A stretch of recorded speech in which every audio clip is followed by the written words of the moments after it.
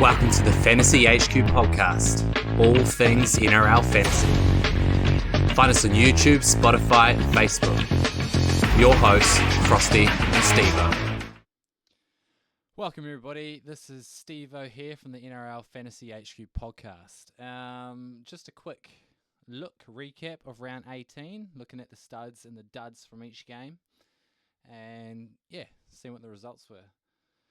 So first up, we had the Bulldogs versus Broncos, and Frosty tipped the Bulldogs with his heart. I, of course, tipped the Broncos, and happy to get one up on Frosty there to start the tipping between us two. So good starts for me, good starts for Queensland this coming week. So happy with that. Looking at the studs from this game, we've got Xavier Willison scoring 74 there, and he scored really well, 43 tackles, 3 misses, so a net positive there of 37. He's taken 200 metres with the ball, so 20 points there. That's a really good base. And then if you put on top of that 16 points from turnovers, tackle breaks, and then another 4 points from offload to hand, you've got a pretty good score. There's no wonder why he got 74 there. Not someone to pick up, though, because we know when Carrington and Haas are back, he either plays edge or off the bench and just doesn't get that minutes or that same opportunity, I guess. So, Jordan Ricky there, 58. If you were desperate, he's someone you could go to. Kikau, who's really impressed this season, averaging 53.9, scoring a 58 as well. So someone that you could look at as a cut price keeper. He's got that keeper score on him. He did score a try in this one to get his 58. Didn't include a line break though, so it's basically just a try. Kobe Hetherington there, would advise against him, but 57. Ezra Mann played really well for those that have him. A few might have. Scoring pretty well since he's been back, averaging just shy of 43. And he was the reason they come back and won this game. Looking at the other ones there, we got Jaseski there, who came on due to Piakura's injury, and he went guns blazing there. 54 from 63 minutes. So if you've somehow stuck with him this season, you'd be very happy. I obviously had him to start the season, but flicked him off after about the first 5 or so weeks. So Toby Sexton going from playing in the halves there today, 46. Cobbo with a 43 at the back, full back. Probably not enough to keep him in the side going forward, because Karapani played really well still, and they've got their troops coming back. Billy Walters, really important try. Reynolds had a shocking first half. If you're owning Reynolds, you're probably thinking this is a dud, but he thankfully had a good second half, and that's part of the reason why Broncos went all right. Going through there, Burton moved to centre. If you own him, you don't like to see that. Did score a try for his 39. Frosty did mention he is a hold. Wait and see what happens when it comes to the Bulldogs. So if you were unaware, Galvin scored 35, playing 80 minutes, so he was a late inclusion to the starting lineup. He went to 5'8", Burton into the centres. So not too good from there. And the pairing, to be honest, didn't look that great. So I'm sure Frosty will have something different to say though. Scrolling down, we had Karapani get a 36. If you had him a few weeks ago, you're happy. He's still making you money, but he is so reliant on tries. Down the end here, we've got Jacob Preston, 29 from 80 minutes. And he had, what did he have there? 12 negatives. He had 0 attacking stats across the board, and he had 41 in base. So scoring a 29, I personally brought him in, and I think a few thousand people brought him in, particularly people in the top 1,000. So, a dud for us. a dud for everyone that brought him in. If you don't own him, you're happy to see it, especially on this round. If you went Katoa instead, you are buzzing. That's what you want. Not really anyone else to mention down there. Dean Mariner played 80 minutes for a 12, so big dud there, and he's not going to hold his spot when Shibasaki comes back. Moving on to game 2 of the round, which was on Saturday. Raiders versus the Dragons. Kyo Weeks, 96, scoring a hat-trick. For the few that might own him, really good. For the people that don't, you can maybe cash out to him as an option. Maybe he keeps the run of form going, but I mean, he's averaging 39 with that 96, so it's sort of a one-hit wonder. You don't want to go chasing the points for weeks there. Jamal Fogarty, 65, keeps doing what he's doing. He is basically just a straight shooter, averaging 50, gets it pretty much every game with ease. So Fogarty, really good option. If you've got him, you want to hold him, and he's actually pretty cheap now. So if you need a half and you can't afford Katoa, Fogarty's probably your option. Hosking, for anyone that held him, which a few should have, he was probably always a hold, but a lot of people got off him quickly. 65, you're really happy with that. Michael Molo for the Dragons, first game of the season, scoring a 62. Can't quite remember where he played. I think he played on the edge coming in for Raymond Mariner. But if he did, and he's scoring 62 without a try, it's mostly, well, it is all in base stats. 49 tackles, 11 points in meters, and he got 1 tackle break for 2. So that is just a base 60. That's exactly what you want to see. And if he is in a starting position where he looks like he's going to play 80 minutes at 427, or he'll be about 450, that's someone that is an obvious bring-in. So I'll be paying close attention to Molo. Tomoko, 61. Horsburgh, for anyone that's held on to him this time, scoring 57. Really happy with that one. Smithies, a few people should still own him, scoring 53. You're really happy. Scored his first try, looked pretty happy himself, so that's good. Kyle Flanagan nearly brought the team back home.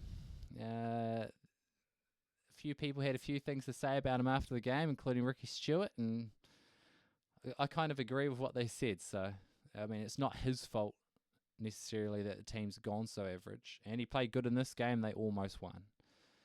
Terrell Sloan, linked now to the Penrith Panthers, and I won't mind that if he does go there, being a bit of a Panthers supporter myself. Sloan getting a double. Whether or not he holds his spot, under 300k at the moment, he may hold it going in next week. If he does, potentially a cash-out option, but he hasn't scored well most of the season. He's going to be really attacking stat reliant. Damien Cook, just average, 47 there. DeBellin played less minutes than I sort of expected, only with a 43. Sasagi with a 41. A few people might have picked him up, and if you've got him, you hold him until Hudson Young comes back, and then you potentially either look to stash him on your reserves, or you potentially trade him out to a cashy. Tapani there, he's probably the biggest dud of this game, scoring a 37. He just didn't have the minutes. Like, how many minutes did he play? I don't know why you've got this, basically your superstar, your captain, and you're more or less not playing him, and you only bring him back on once you're in doubt of losing the game. So, yeah, 37 there. Not good. Tom Starling, only a 36.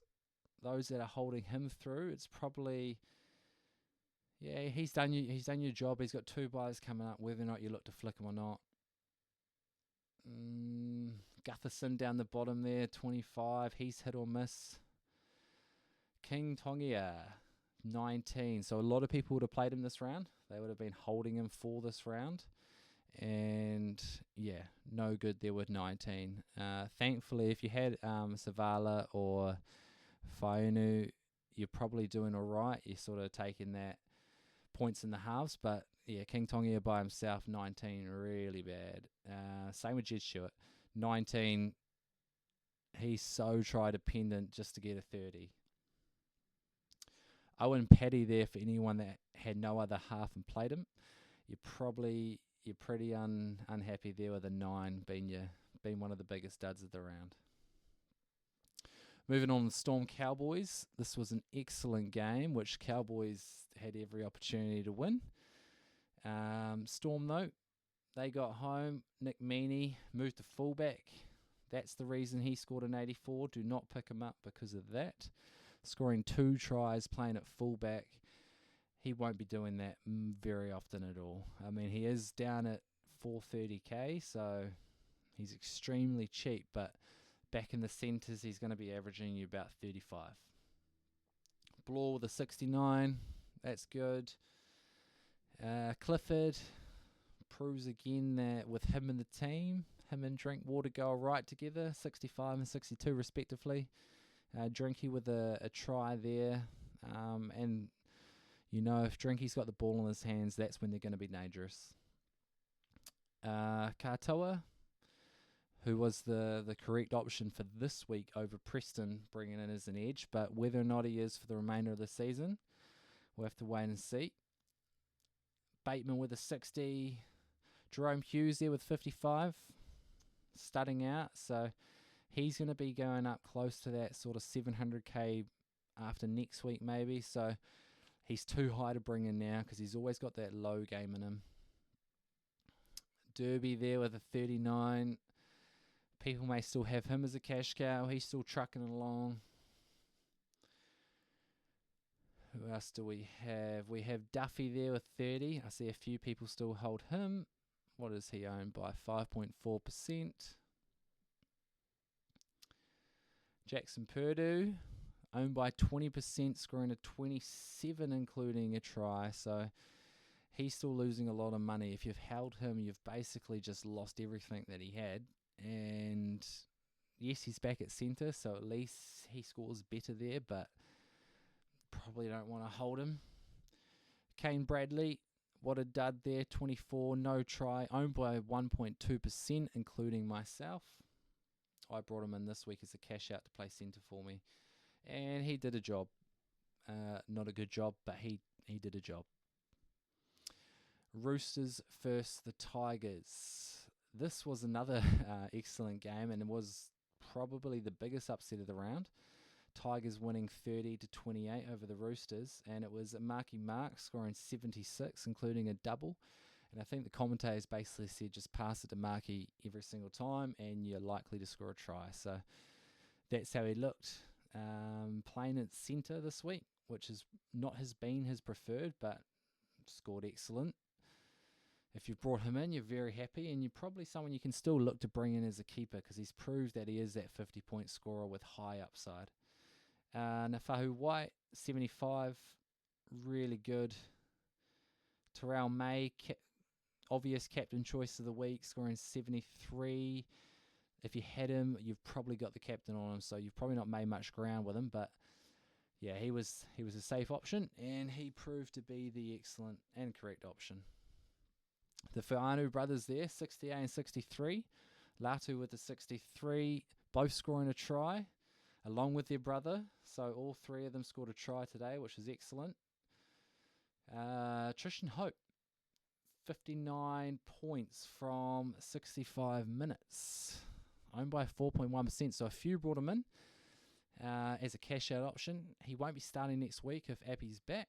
And how much game time he gets going forward, I'm not sure, but you're not unhappy with that. If you brought him in, you can stash him away now. 59 points. Adam Dewey, 56 as well. Playing in a half, but again, he's going to be going back to centre, so risky to bring in unless it was just for this week. Tedesco, 48, and he got bailed out there towards the end. 16.5% ownership. You'd be happy to see him end up on a 48 with how he was looking going into the last 20 minutes. Myself included, bringing him in. Savala, 46. He keeps doing what he does. He scored a try as well, owned by about 25%. I see a couple thousand might have traded him out this week, which I didn't think was the option unless you had three halves, but they did. Foketi, not Fotuaika. He was brought in by quite a few, 8.3% owned, scoring a 45. He played 80 minutes on the edge/middle. I think he went into the rotation there for a bit. So, going to make you a lot of cash. He's going to probably end up around that 450, 500k, somewhere around there. And then it's probably your last cash cow you want to be trading out if you've got trades. Going through the rest of these, nobody. Safer, 31 for anyone that's holding him, 3.7%. Egan Butcher. Few might have contemplated him. No, not too many by the looks of that. He went off for an HIA, I believe.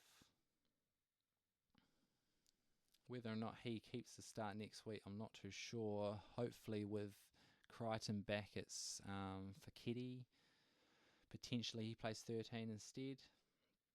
Steep, the big one. I saw people talking about it on one of the other podcasts saying that, Steep's averaging 45 in recent weeks.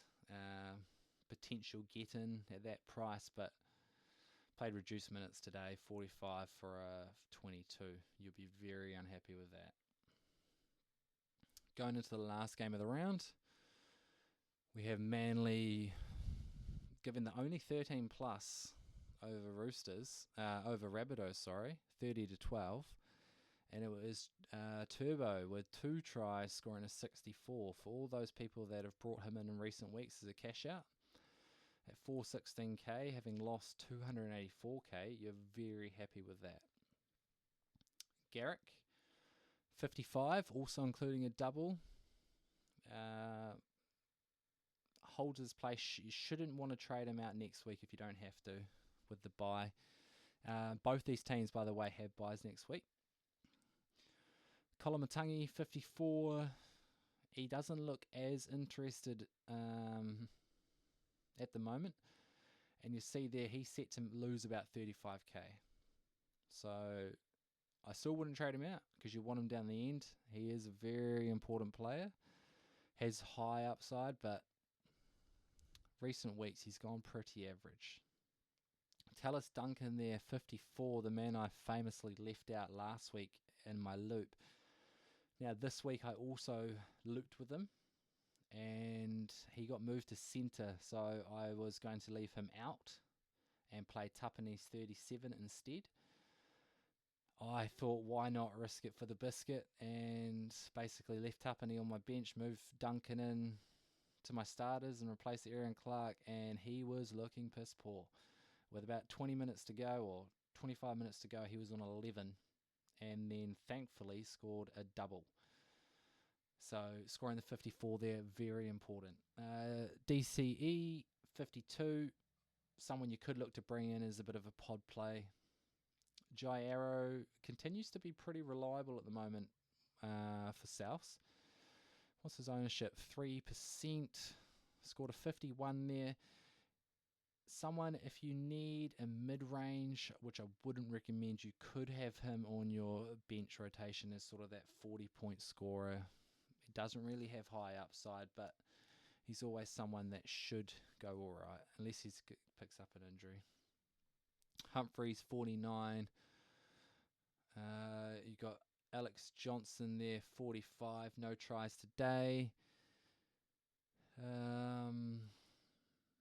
Not a huge amount else there. Tavanga, so a lot would have held him to play this week on either their mids or their hooker spot, and he played hooker, started hooker, went into the mid rotation, but 57 minutes and still scoring 33 is really poor. Now, I traded him out this week, even though I didn't need to make the trade. I thought I will save his cash. He was due to lose a lot, and he's probably lost 25k. So gave him the flick.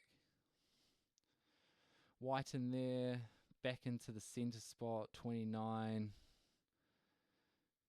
No, was he in the centre? He might have been playing half. That's actually really poor, yeah. So you're not happy with that if you've got him thinking that, okay, he's moving into the house for a few weeks. We'll try and get some decent score. Ben Turbo, Burbo, 22. Brooks, only a 19 and a win. Shouldn't be many owners there for Brookie, 1%. And that's basically it. Isaiah Tass there with a try scoring a 12. He is a genuine dud this season. Going terrible. So there we have it. There's round 18 in the books. A brief look over all the games. Who were studs, who were duds. Looking forward to round 19 next week, where we have 3 players on a bye. Minor bye round, you only need to play 13. All starting spots. So enjoy the week, and we will see you on Wednesday. We appreciate your support for the Fantasy HQ podcast, all things NRL fantasy. Subscribe on YouTube, follow on Spotify and Facebook, and most importantly, thanks for watching.